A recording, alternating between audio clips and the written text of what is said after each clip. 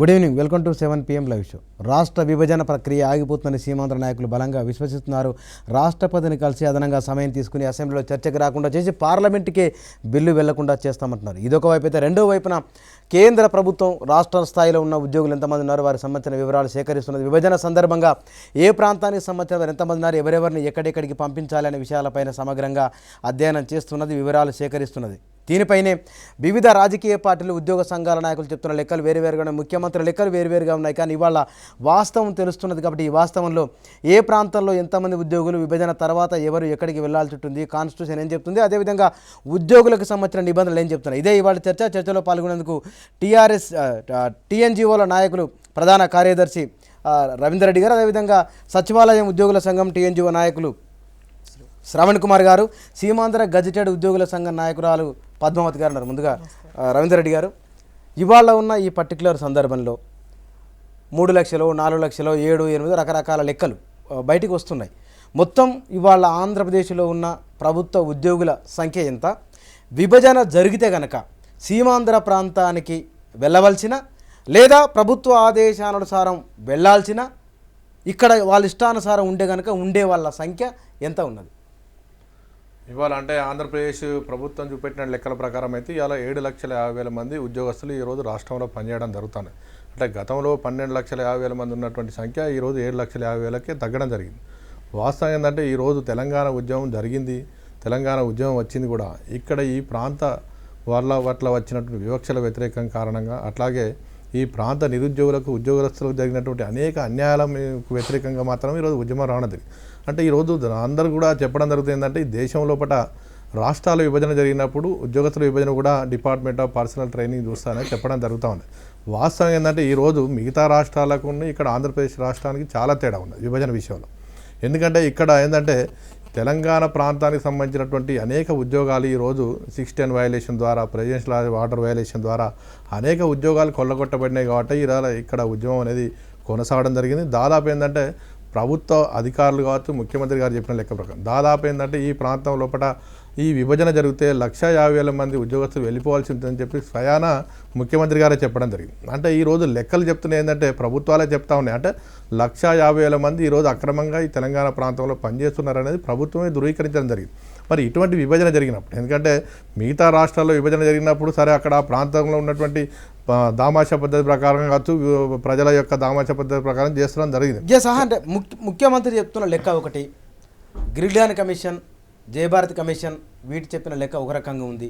ఇవాళ క్షేత్రస్థాయి నుంచి వివరాలు ప్రభుత్వం తీసుకుంటున్నది. కాబట్టి నిర్దిష్టంగా ఎంతమంది ఇతర ప్రాంతాలకు వెళ్ళే అవకాశం ఉంది, నిబంధనలు ఏం చెప్తున్నాయి అనేది నా క్వశ్చన్. అంటే నిబంధనలు ఏం చెప్పేది అంటే అంటే ఇంతకుముందు ప్రభుత్వం వాళ్ళ బిల్లులో రూపొందించిన ప్రకారం ఏంటంటే ఏదైనా జనాభా ప్రాతిపదికన జరగాలనేది కొంత ఈరోజు ఆలోచనలో కూడా చెప్పడం జరిగింది. కానీ ఇక్కడ మేము కోరుకుంటున్నది ఏంటంటే ఇవాళ ప్రభుత్వమే 150,000 మంది ఈరోజు ఉద్యోగస్తులు వెళ్ళిపోవాల్సి ఉందని చెప్పారు. అంటే వాస్తవం ఏంటంటే వాళ్ళు అక్రమంగా ఈ ప్రాంతంలో వాళ్ళు వచ్చినట్టుగా ప్రభుత్వమే ధృవీకరించడం జరిగింది. దాన్ని బట్టే ఈరోజు మేము చెప్పేది ఏంటంటే, గతంలో ఏంటంటే జయభారతి రెడ్డి కమిషన్ అప్పుడు నివేదిక ఇచ్చినప్పుడు 59,000 మంది ఈరోజు ఉద్యోగస్తులు ఇక్కడ ఈ ప్రాంతానికి సంబంధించినటువంటి ఉద్యోగస్తులని ప్లేస్లో వచ్చిన వాళ్ళందరూ కూడా వెనక్కి పోవాల్సి అని చెప్పడం జరిగింది. ఆ రోజు మరి ఆ రోజు నిర్ణయం తీసుకున్నటువంటి ప్రభుత్వం మరి వాళ్ళందరినీ వెనక్కి పంపిస్తామని చెప్పినటువంటి ప్రభుత్వం ఇప్పటివరకు ఒక్కరిని కూడా ఆ జీవో ప్రకారం కానీ ఆ రిపోర్ట్ ప్రకారం కానీ పంపించలేదు. అంటే ఈ రోజు ఏంటంటే ఇక్కడ ఉన్నటువంటి ఉద్యోగస్తులు వాస్తవం ఏంటంటే ఇలా ప్రభుత్వ ఆలోచనలు కూడా ఉన్నట్టు కనబడతాం. ఎందుకంటే మేము ఫేర్ షేర్ రేట్స్ ప్రకారం ఇలా 42% ఇలా తెలంగాణ ప్రాంతంలో ఉద్యోగస్తులు ఉండాలన్నప్పుడు ఆ 42% మిగతా వాళ్ళని కూడా తీసుకొచ్చి ఆ షేర్లో కలిపేటువంటి అవకాశం కూడా ఉంది. దాన్ని ఈరోజు తెలంగాణ ఉద్యోగస్తులందరూ కూడా వ్యతిరేకిస్తున్నాం. ఇవాళ తెలంగాణ ప్రాంతంలో 42% ఉండాల్సిన ఉద్యోగస్తులు ఇవాళ 22% పనిచేస్తున్నారు అనేది స్పష్టంగా నివేదికలు చెప్పడం జరుగుతుంది. అందువలన ఈరోజు స్థానికత ఆధారపడి ఎవరైతే ఏ నేటివ్ ప్రాంతాలు ఉంటారో అక్కడ వాళ్ళకి ఆ ఏరియాలో అలాట్ చేయాలి. పద్మావతి గారు, రవీంద్ర రెడ్డి గారు చెప్తున్న లెక్కతో మీరు ఏకీభవిస్తారా? మీకు ఏమన్నా వేరే లెక్క మీ దగ్గర ఉందా? ఏకీభవించాల్సిన ఫిగర్ కాదండి. ఏంటంటే ఎవరి వాదన వాళ్ళు వినిపిస్తున్నారు. ఇక్కడ వాస్తవాలు కొన్ని ఉంటాయి కదా, వాస్తవాలు కొన్ని ఉంటాయి, అది మెయిన్. అయితే ఇక్కడ ఈ మన సోదరులు వేసిన 150,000 అనేది పూర్తిగా అసంబద్ధం. ఏంటంటే మనకి గిర్గ్లానీ కమిషన్ రిపోర్ట్ ఉంది. ఆ రిపోర్టు కొండను తవ్వి ఎలికను పట్టామని చెప్పింది. దాంట్లో కేవలం 4,700, 800 అప్రాక్సిమేట్లీ ఒక 5,000 మంది ఈ అనాథరైజ్డ్గా ఉన్నారని చెప్తున్నారు. అసలు నేననేది ఏంటంటే పోస్టులు, జోనల్ పోస్టులు, మల్టీ జోనల్ పోస్టులు, డిస్టిక్ పోస్టులు, రాష్ట్ర వ్యాప్త పోస్టులు, ఇన్ని కేటగిరీలు ఉన్నాయి. ఇవన్నీ కూడా అన్నీ ఒక మోస పద్ధతిలో భర్తీ చేయబడవు. వీటన్నిటికీ కూడా పద్ధతి, ప్రొసీజర్ ఉంది. లోకల్లో నాన్ లోకల్ కోటా ఉంది, దాని ప్రకారమే ఫిలప్ అవుతుంది. ఈ 5-6 వేల మంది ఒకవేళ ఎక్సెస్ ఉంటే వాళ్ళు ఎక్కడి నుంచి వచ్చారంటే ఈ డెప్యుటేషన్ మీద వస్తారు. అందులో కొంత వైలేషన్ జరిగింది, మనం వాస్తవం ఒప్పుకోవాలి. అందులో కొంత వైలేషన్ జరిగింది. డెప్యుటేషన్ మీద కొంతమంది పిల్లల ఉద్యోగ చదువుల గురించి కావచ్చు, లేకపోతే వైఫ్ అండ్ హస్బెండ్ ఒకళ్ళు ఇక్కడ ఉద్యోగం చేస్తే ఇంకోళ్ళు ఎక్కడ ఉంటే వాళ్ళని ఎట్లనో తెచ్చుకున్నారు. ఆ మాత్రం వైలేషన్ జరిగింది, మేము ఒప్పుకుంటున్నాము. ఒక 5-6 వేల మంది ఉన్నారు, అంతేగాని 150,000 మంది లేరు. రేపు ఒకవేళ విభజన జరిగితే ఈ లెక్క ముఖ్యమంత్రి అన్నది ఒకసారి మీడియా సమావేశంలో మాట్లాడుతూ, రాష్ట్ర విభజన జరిగితే గనక 1,00,000 మంది ఉద్యోగుల స్థానచలనం జరుగుతుంది, 1,00,000 కుటుంబాలు ఇబ్బందుల పాలవుతాయి. 1,00,000 మంది స్థానచలనం జరుగుతుంది అని ఉండొచ్చు. ఎందుకంటే ఒక ఉద్యోగి కుటుంబంలో 10 మంది ఉండొచ్చు. ఒక ఉద్యోగి కుటుంబంలో పిల్లలు ఉంటారు, ఆయన తల్లిదండ్రి ఉంటారు, మరి అక్క చెల్లెళ్ళు ఉంటారు. ఆయన మీద డిపెండ్ అయిన కుటుంబంలో 10 మంది ఉంటారు. కాబట్టి ఒక ఉద్యోగి స్థానచలనం కలిగితే 10 మంది స్థానచలనం కలిగి ఉండొచ్చు. ఆ మేరకు 1,00,000 మంది తరలి వెళ్లాల్సి రావచ్చు. కేవలం 1,00,000 మంది తరలి వెళ్ళటము అనేది 1,00,000 మంది లేరు ఇక్కడ. అనాథరైజ్డ్గా 1,00,000 మంది ఇక్కడ తెలంగాణ ప్రాంతంలో, ఆంధ్ర ప్రాంత ఉద్యోగులు పని చేయట్లేదు. చెప్పాను, కొండను తవ్వి ఎలుకలు పట్టారు అని ఆ రోజునే మేధావులు మాట్లాడారు. గిర్గ్లానీ కమిషన్ రిపోర్ట్ మీద కేవలం 5 నుండి 6 వేల మంది ఉన్నారండి వాస్తవంగా. వాళ్ళకు కూడా నోటీసులు ఇచ్చారు. ఇంకో ముఖ్యమైన విషయం ఇక్కడ చెప్పాలండి, ఏంటంటే ఈ జోనల్ పోస్టులు, ఈ మల్టీ జోనల్ పోస్టులు ఇదంతా పెద్ద కథ. రాష్ట్ర స్థాయి పోస్టులు, డిస్టిక్ పోస్టులు అని ఉన్నాయి. డిస్టిక్ పోస్టులు ఇవాళ విఆర్ఓ, విఏ ఫిలప్ చేస్తున్నారు. అక్కడ నేను హైదరాబాద్లో ఉండి, అక్కడ నా నేటివ్ గుంటూరు అయితే అక్కడికి వెళ్ళి నేను నా పిల్లలు అక్కడ ఉద్యోగం చేస్తానంటే ఒప్పుకోరు వాళ్ళు. ఆంధ్ర ప్రాంత పిల్లలే. పద్మావతి గారు ఒక క్వశ్చన్ అండి. జీవో నెంబర్ 36, జీవో నెంబర్ 610 ఇవి వచ్చినప్పుడు ఆ వేళ ఉన్న ఉద్యోగుల సంఖ్య ఈ వేళకు మార్పు ఉండొచ్చు. మీరు జీవో నెంబర్ 36, 610 ఎట్లా అర్థం చేసుకుంటారు సార్? జీవో 610 తెచ్చిందే ఎన్టీ రామారావు గారు. ఆయన ఉద్దేశం తెలంగాణ ప్రజల ఉద్యోగస్తులకు న్యాయం చేయాలని ఒక పవిత్రమైన ఆశయంతో తీసుకొచ్చాడు. దాని మీద 1 మ్యాన్ కమిషన్, గిర్గ్లానీ కమిషన్ వేశారు, రిపోర్టు ఇచ్చారు. రిపోర్టు ఇచ్చిన తర్వాత ఆందోళన చెందిన మేరలో వైలేషన్ జరగలేదనేది నిర్ధారణ చేశారు. ఖచ్చితంగా ఒప్పుకోవాలి ఈ విషయాన్ని. గవర్నమెంట్ చెప్పింది అది సార్. అనేక మంది మన తెలంగాణ మిత్రులు చెప్పారు. అంటే గవర్నమెంట్ అన్నది వేగ్ కాకుండా గవర్నమెంట్ చేసిన ఎన్టీ రామారావు తీసుకొచ్చిన జీవో కాబట్టి దాని మీద అధికారిక కమిటీ ఉంది కాబట్టి మీరు ఇందాకేమన్నారు, గిర్గ్లానీ కమిషన్ కొండంతో వెలుకన పట్టిందని. మరి ఇదేం పట్టింది అనేది? అవును, ఆయన గిర్గ్లానీ కమిషన్ ఇచ్చిన రిపోర్టు గవర్నమెంట్ రిపోర్టేగా సార్. గవర్నమెంట్ రిపోర్టేగా ఆయన ఇచ్చింది. 5 నుండి 6 వేల మంది మాత్రమే ఎక్సెస్ గా ఉన్నారు తెలంగాణ ప్రాంతంలో, ఆంధ్ర ప్రాంత ఉద్యోగులు అని నేను అందుకు కూడా ఒప్పుకుంటున్నాను. వాళ్ళు సీమాంధ్ర ఉద్యోగుల సంఘం నాయకులు వెంకట సుబ్బయ్య గారు కూడా మనతో లైవ్ లో జాయిన్ అయ్యారు. శ్రవణ్ గారు, పద్మావతి గారు చెప్తున్న లెక్క సరే, ఒక 5-10 అటు ఇటు కావచ్చునేమో కానీ ఇదే లెక్కలు 1956 నుంచి ఇవే లెక్కలు, ఇవే అబద్ధాలు, వీటిలో నుంచే వచ్చింది. గిర్గ్లానీ కమిషన్ 55,000 మంది అని చెప్తే మేడం గారు 5,000 అంటే సున్నాలు తీసేస్తారు. 5,000 మంది ఒకవేళ ఉండుంటే ఆ 5,000 మందిని పంపడానికి వీళ్ళకి 50 ఏళ్ళు ఎందుకు పట్టింది? 5,000 మంది డిప్యుటేషన్ల మీద వచ్చి ఉంటే 50 సంవత్సరాలు వాళ్ళని పంపడానికి ఎందుకు పడుతుంది మీకు? ఈరోజు చెప్తున్న ముఖ్యమంత్రి 1,50,000 అంటే అది తప్పు అని మీరే ఎందుకు అంటున్నారు? ఎన్టీ రామారావు వేసిండు, మహా గొప్ప ఉద్దేశంతో వేసిండని చెప్తున్న మీరు ఈరోజు జరిగింది ఏంది? ఎన్టీ రామారావు వేసిన ఉద్దేశం అదే అయినా కానీ ఎక్కడైతే సీమాంధ్ర అధికారులు సచివాలయంలో తిష్టవేసి ఉన్నారో వాళ్ళు ఏ జీవోలను కూడా ఇంప్లిమెంట్ కానియలేదు. ఇప్పుడు మేడం చెప్పినట్టే కొండను దువ్వి ఎలుకను ఎందుకు పట్టారు అంటే కొండలాంటి అధికారులు అక్కడ అడ్డం పడ్డారు. గిర్గ్లానికి ఎవ్వరు కూడా ఏ హెడ్ ఆఫ్ ది డిపార్ట్మెంట్ నుంచి కూడా ఇన్ఫర్మేషన్ ఇవ్వలేదు. మేడం గారే చెప్పారు, జిల్లా స్థాయి, జోనల్ స్థాయి, స్టేటు, మల్టీ స్టేట్ అన్నీ ఉన్నాయి. ఓకే, ఉన్నాక మీకు క్లియర్గా ఒకటేనండి, నాన్ లోకల్ అనే ఒక పదాన్ని సృష్టించారు. 80-20 జిల్లాలో 20% అనేది ఓపెన్ కాంపిటీషన్లో ఉండాల్సిన పోస్టులని నాన్ లోకల్ కింద ఫిలప్ చేశారు.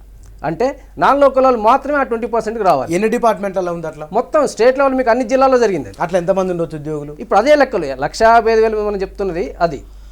610 ఎవరైతే ఏ జోన్లో ఉండాలో ఆ జోన్లో ఉండకుండా, ఏ జిల్లాలో సెలెక్ట్ అయ్యాలో ఆ జిల్లాలో సెలెక్ట్ కాకుండా, మీకు లైవ్ ఎగ్జాంపుల్స్ మేము ప్రతి ఒక్కటి ఇవ్వగలం. ఒక ఎగ్జాంపుల్ చెప్తానండి నేను, పేరుతో సహా మాకు తెలుసు కానీ పేరు అప్రస్తుతం కాబట్టి. ఒక వ్యక్తి ఏపీపీఎస్సిలో జూనియర్ అసిస్టెంట్గా జాయిన్ అయ్యాడు, కడప క్యాండిడేట్. అతను హెచ్ఓడి సబ్ రిజిస్ట్రార్ ఆఫీస్కి సబ్ రిజిస్ట్రార్గా ట్రాన్స్ఫర్ అయ్యాడు, సీనియర్ అసిస్టెంట్. అక్కడి నుంచి కడపకు సబ్ రిజిస్ట్రార్కి వెళ్ళి అక్కడి నుంచి రాజశేఖర రెడ్డి పీరియడ్లో హైదరాబాద్ సబ్ రిజిస్ట్రార్గా వచ్చి మళ్ళీ భూమి అయిపోగానే మళ్ళీ కడపకు సబ్ రిజిస్ట్రార్గా వెళ్ళిపోయాడు. ఇన్నిసార్లు తిరగటం అనేది ఎక్కడైనా సాధ్యమైద్దా? అతను సెలెక్ట్ అయింది ఎక్కడ? మీరు చెప్తున్న హెచ్ఓడీలో సెలెక్ట్ అయ్యాడు. జిల్లాకి ఎట్లా పోయాడు? 2004 దాకా ఇట్లా నిరాటంకంగా జిల్లాలకు పోయినరు. 2004 నుంచి ఒక కోర్టు కేసు రావటం మూలంగా జిల్లాలకు పోయే పద్ధతి ఆగిపోయింది. మరి 2004 దాకా 1950 నుంచి 2004 దాకా ఎంతమంది పోయారు? ఎన్ని వేల మంది పోయారు? వాళ్ళందరూ రిపాట్రియేషన్ చేయాల్సిన అవసరం ఉందా లేదా? ఇకపోతే సెక్రటేరియట్ పరంగా చూస్తే మీరు అంటున్నారు 371D గురించి ఇంతగా మాట్లాడుతున్నారు. 371D అంటే ఏంటి? సమాన విద్యా ఉపాధి అవకాశాలు కల్పించాలి. ఈ రాష్ట్రంలో తెలంగాణకు ఉద్యోగ ఉపాధి అవకాశాలు సమానంగా కల్పించారా? సచివాలయంలో ఉన్న ఉద్యోగుల సంఖ్య ఎంత? సచివాలయంలో దాదాపుగా 4000 మంది వరకు ఉంటారు. దాంట్లో తెలంగాణ వాళ్ళందరూ 750 వరకు ఉండే అవకాశం. రైట్, సరే, ఓకే. వెంకటసుబ్బయ్య గారు, శ్రవణ్ కుమార్ గారు మాట్లాడిన దాంట్లో 2 విషయాలు, మళ్ళీ మీ దగ్గరికి వస్తాను. 2 విషయాలు ఉన్నాయి. ప్రభుత్వం వేసిన కమిటీలకు సీమాంధ్ర ప్రాంతానికి సంబంధించిన అధికారులు సహకరించని కారణంగానే నిర్దిష్టమైన లెక్కలు బయటికి రాలేదు అని అంటున్నారు. నిజమేనా సార్? ఇక్కడ గిర్గ్లాని గారి కమిటీ వేసినప్పుడు 18,800 మంది ఎక్సెస్ అని తేల్చారు sir. 4,000 this is the correct figure. మీరు గిర్గ్లాని కమిటీ చూడండి సార్. ఇది తప్పు అయితే నేను ఇక్కడ తప్పుకుంటాను. పద్మావతి గారు 5,000 అన్నారు. ఆమె కొంచెం పొరపాటు పడి ఉండొచ్చు. 18,800 చిల్లర, అది ఈజ్ ఎ ఫ్యాక్ట్. అది గిర్గ్లాని కమిటీ, ఇది ఎక్కడిక్కడ ఎవరు కాదంటే కూడా సరిపోరు, మీకు కావాలని చూసుకోవచ్చు. అది దాంట్లో ఆల్రెడీ 10,000 మంది లెఫ్ట్ పంపించి వేయబడ్డారండి. 10,000 మంది ఏమండి. ఇంకో 4,000 మంది వచ్చేటప్పటికి స్పోర్ట్స్ కేసులో రిటైన్ అయ్యారండి. మనకు అదే ప్రెసిడెన్షియల్ ఆర్డర్లో స్పోర్ట్స్ కేసుకి ఇక్కడ ఉంచవలసిన అవసరం ఉంది సార్. ప్రెసిడెన్షియల్ ఆర్డర్లో ఉంది స్పోర్ట్స్ కేసుకి. నెక్స్ట్ ఇంకొక 5,000 వచ్చి కోర్టులో ఉన్నాయి సార్. ఒక 5,000 వరకు, 5,000 కూడా కాదు, ఇంకా లెస్ ఫిగరే. మీరు 5,000 వరకు, అప్రాక్సిమేట్లీ 5,000 వరకు కోర్టు కేసులతో పిటిషన్ పెండెన్సీ ఉన్నాయండి. కోర్టు డిస్పోజ్ చేస్తే కానీ జస్ట్ వాళ్ళు బయటికి వెళ్ళే పరిస్థితి ఉంటుంది. This is the figure sir. Next మీరు ఇందాక చెప్పారు 150,000 సీఎం అన్నారు. కరెక్టే, 150,000 కూడా ఎలాగంటారు? ఈ 150,000 వచ్చేటప్పటికి మీకు టోటల్ ఇష్యూలో ఇక్కడికి వచ్చేటప్పటికి ఈ రోజు మీరు అన్నారు మొన్న చూడండి, ఒక వరంగల్లో ఒక ప్రిన్సిపాల్, ఆంధ్ర ప్రిన్సిపాల్ వెళ్తే అక్కడికి వెళ్ళి మీరు పసుపు నీళ్ళు జమ్మి బయటికి ఆయన పక్కకి వెళ్ళగానే పసుపు నీళ్ళు జమ్మారు. అంటే రేపు పొద్దున ఏంటంటే లివ్ అండ్ లెట్ లివ్ ఆ సిద్ధాంతం కాదు ఇక్కడ. యు క్విట్ ఇట్, ఆ పరిస్థితిలో ఉంది. సో దట్ ఇప్పుడు ఇందా మా మిత్రుడు చెప్పాడు, లోకల్స్ ఇప్పుడు ఓపెన్ కాంపిటీషన్ వరంగల్ జరిగింది అంత అప్లై కాదు, దాన్ని ఫ్రంట్లైజ్ చేయదు. తెలంగాణ వ్యాప్తంగా చాలా మంది ఉన్నారు. ఇలా జరుగుతున్నాయి ఇష్యూస్. కొన్ని మా వాళ్ళు కూడా వెళ్తే జాయిన్ కూడా కాలం లేదు. అది మీ దృష్టికి కూడా ఉంది, మీకు అదే జరుగుతున్నాయి ఇక్కడ. అక్కడ ఇక్కడికి వచ్చేటప్పటికి 150,000 ఎలా ఉంటే 150,000 కాదు, 150,000 మీ సీఎం అన్న దానికి మేము ఏంటంటే కట్టుబడి ఉంటాం. ఇక్కడ మాట తప్పుకోవడానికి ఇది లేదు. ఎంచేతంటే ఇక్కడ ఎలాగొచ్చిందంటే మా మిత్రుడు అన్నాడు నాన్ లోకల్స్ అంత ఓపెన్ కాంపిటీషన్ బేసిస్ మీద వెళ్ళినాయి.